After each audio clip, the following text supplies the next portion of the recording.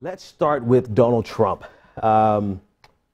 Just the facts. Let's get the facts first. So Donald Trump, according to a Washington Post report, has released confidential emails or confidential information to the Russian foreign minister, including the Russian ambassador, Kislyak. There's a lot to this story. Many of the details you probably are privy to.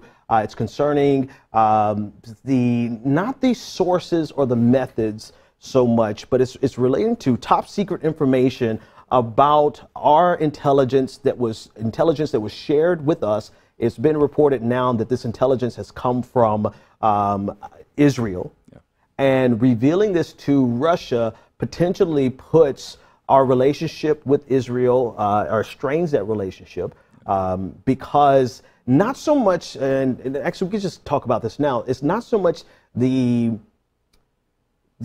how sensitive this information was as much as the fact that it was divulged without us being authorized to divulge it to the Russians. Right. I think this is a classic case of Trump making a situation even worse than it has to be.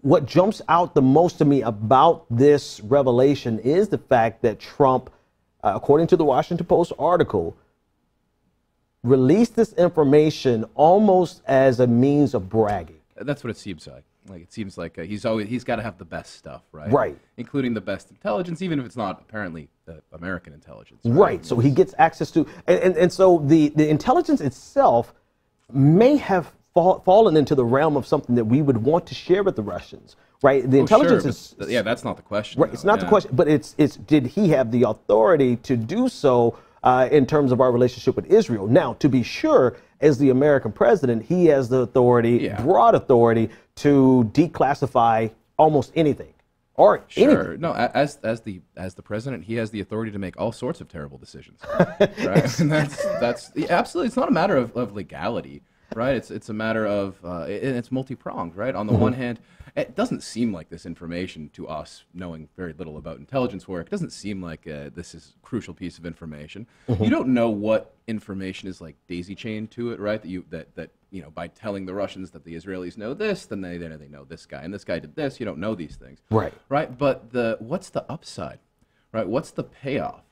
Right? Why, you know, and already, I mean, Trump, we could talk about this later perhaps, but the Trump administration's relationship to Israel and Palestine has been strange and fraught. Why, for no upside but to brag, offer this information?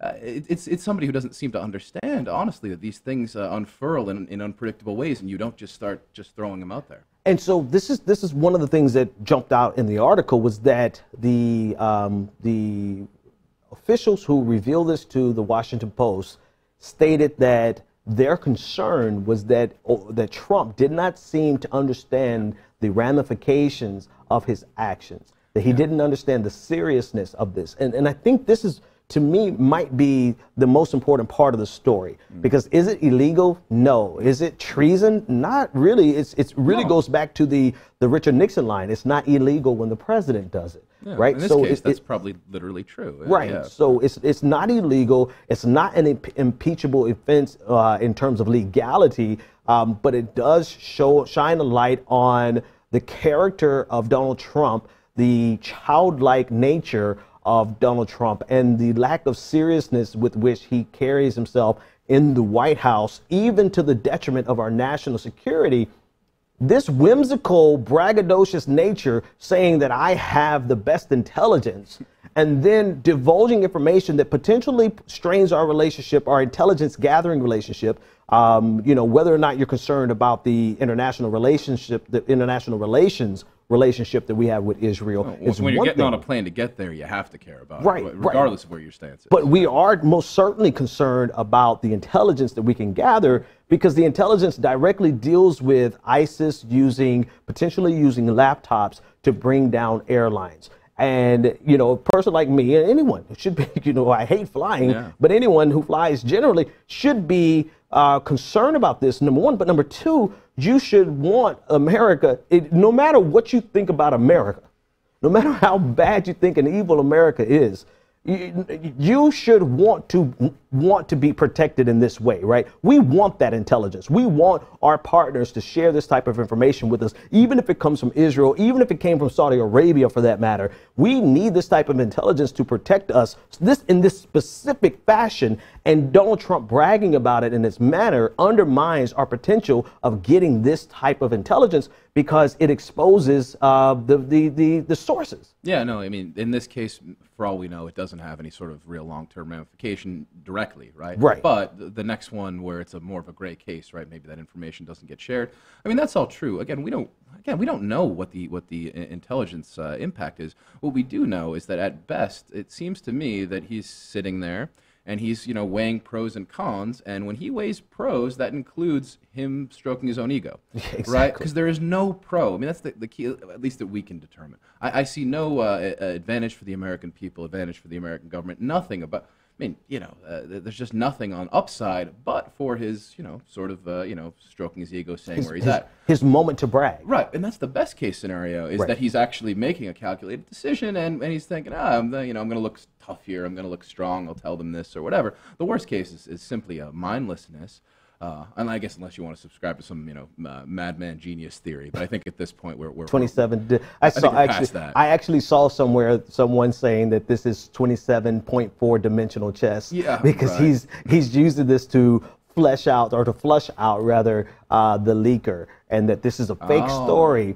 Even though he later on confirmed that, he confirmed it himself in the tweets, right? This is the next part of it, right? The number of people, Tillerson, McMaster's, the number of people who took it on the chin to come out and cover for Donald Trump, to dismiss this as a fake story on yesterday and on this morning. But then this morning, Donald Trump himself confirmed these tweets by stating that he has the broad authority, which he does, to do this. And so now you not only have the situation where he's undermining his own credibility, but we've seen time and time again his surrogates, his staff, people who have to come out and support for him and to give talking points on his behalf. They have been cut at the knees because Donald Trump, he has to say it himself. What does that say to you about these officials falling on their sword for Donald Trump, but they're falling on their sword for Donald Trump because of Donald Trump? Yeah, well, absolutely. I mean, he's shown that he doesn't mind, right? And that if we do say this guy comes from the business world, right? He comes from corporate America. He comes from corporate media to a certain extent. Yep. Right? This is absolutely how things are done, right? The person who is vulnerable, the person who you can dispense with, it becomes dispensable. Right. McMaster's replaceable. Right? Yeah. He's gotten rid of a number of people who seemed in previous. I mean, Comey being the greatest example, right? It was considered completely. From a sort of traditional governmental perspective, just verboten, right? You can't fire the FBI director. It shows that you're putting your thumb on the scale and all this other stuff, right? But from a corporate perspective, right? Wherever you can stop the loss of money, right? Of bleeding, of the hemorrhaging, you just figure it out, right? You cut that out and whatever, and you make up something, right? And from a corporate perspective, that's totally acceptable. It's how we run things. Right. The problem is that we're viewing this through the lens of a government, right, where we have these standards and norms that we think we want to push forward, which he's entirely ignoring. But yeah, the idea that make McMaster say whatever he needs to say today, and if somebody else needs to say it tomorrow, we'll get somebody else to say it. He's proven willing to do that. Not only is he willing to do that, but he's done it on a regular basis, and this actually compounds the problem, right? So here we are, Donald Trump sends his surrogates out to deny it, and then he turns around and confirms it himself. Well, what's fascinating to me about this, if I could shift gears, and we're going to talk about Comey's memo in a second, but what's fascinating to me about this is even in the face of Donald Trump himself owning up to this, Donald Trump is saying, I have the broad authority to do this. He does it, and you still have people who dismiss this as a false news story. Right? This has been confirmed by the president of the United States that he did share information. And even it blows me away, Professor, that not only people on the right are denying this, but we have people on the left denying this. And I find it fascinating that people really struggle, or they will contort themselves in ungodly fashions to find a way to make this not a big story. And I want to jump in here. it's not a big story to me in the sense that this proves some type of vast Russian conspiracy. Right. To me, this is about Donald Trump being incompetent and Donald Trump just being a buffoon who wants to brag about how big his car is, right? This is the big story here is not Russia controlling the Manchurian candidate.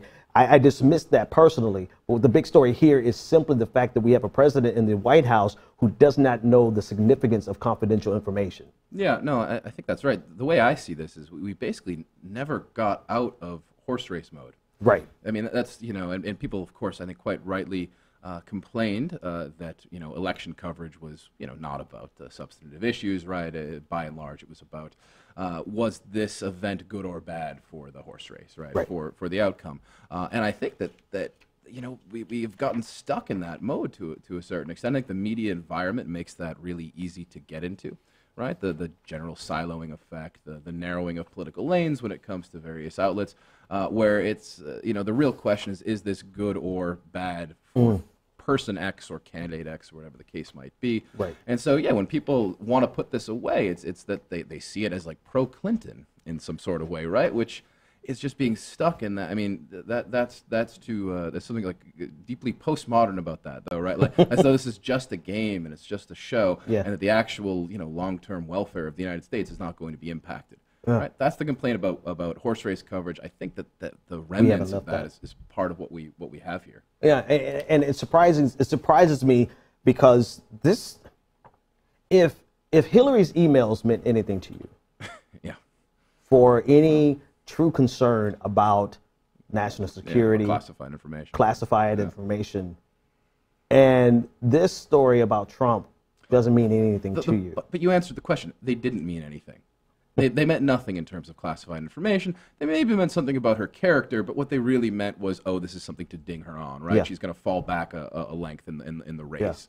Yeah. Right? And that I think answers the question. It's really, it can be profoundly depressing, right? Because you know, nothing ever came out of those emails that seems to have had any significant just the fact that she did it. This has already, insofar as we are, you know, Trump is about to fly off to Israel. He's been really sort of signaling strangely about it in a way that actually, in some ways, it makes some people a little further on the left optimistic, just because it's so different from how Obama and Bush and Clinton did it. But going into that, he has to mess up the whole thing with this, you know, ridiculous bragging about the intelligence, which can, you know, potentially give the Israeli right, for an example, the opportunity to just dismiss him if they don't like what he's saying. Right? Like, why feed them? This has had, I'm arguing that this has had concrete consequences. Yeah. We might not know because we don't know what would have been had he not done this, but he's put something on the table that just did not need to be on the table. And I don't know. I'm blown. I should stop being surprised. Yeah, that's the thing. Right? I should stop being surprised. But I can't help but be surprised that we're not even 6 months in. We're not even 6 months in, and Donald Trump has given us consistent weekly, if not daily, but definitely weekly, major news showing his level of incompetence. And our willingness to absorb that incompetence into the new normal, I think, surprises me more than anything else. We should be completely aghast at everything that we've seen so far within the first 100 days of Donald Trump's presidency, extended by a few weeks. And here we have a president who has lost his national security advisor, who has had to fire his national security advisor, the president who has had constant scandal on different levels. But now he himself directly implicated, not his staff, not second in command, no one but Donald Trump, because of bragging.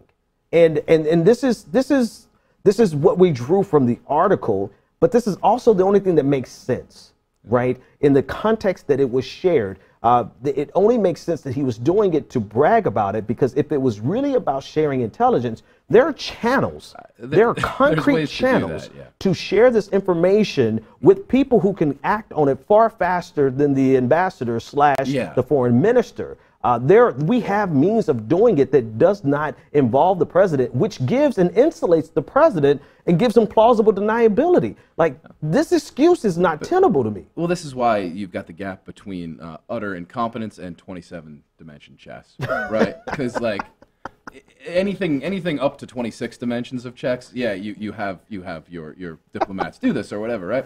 The 27th level, right? He's not really talking to them. He's talking to us in some complex. That's just not true, though, right? I do think you made the best case for Trump a minute ago, by mistake, that he's a good thing. You know the book Catch-22? Yeah. There's a character who just sits and stares because he wants to live longer, and he just wants to like feel like time is going more slowly.